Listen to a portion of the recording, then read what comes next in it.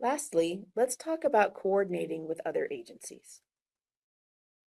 The final step on the post-secondary transition services flowchart is coordinating with outside agencies. This is a critical consideration in the process. Robust post-secondary transition planning is too big for just one professional to implement well. It takes a team. Also, if the goal of the plan is to help students transition into adulthood, it is important for them to be connected to services that will remain in place once they exit school.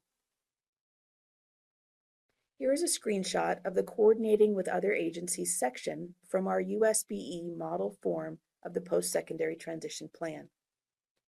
Coordinating with other agencies is not required for compliance, but IEP teams are required to consider the need for outside coordination as they determine the most appropriate way to provide needed services. Remember that coordinating with other agencies is not required for compliance. If the team decides there is basis for not coordinating with another agency, the checkbox considered not needed is required. The basis for decision area is also not required. However, teams are strongly encouraged to input the reason why the student would not need other agency supports and services.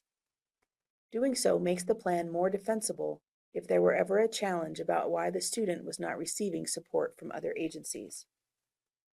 In the example on this slide, the parents of the student or adult student did not consent to inviting an outside agency, or the student is not yet able to take advantage of outside agency services due to their age. These would be defensible since the team has data that justify the team's decision to not include other agency coordination.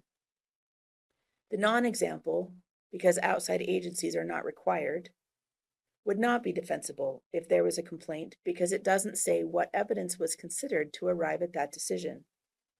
Effective practice is to consider coordination with other agencies for all students, regardless of the severity of their disability, and considering the unique needs of each student. So when do you invite an outside agency?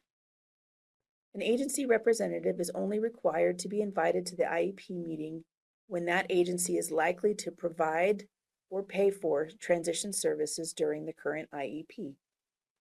Consider what post-secondary transition services are needed to support the student in working toward the post-secondary goals. Would an outside agency be more appropriate to provide any of those services?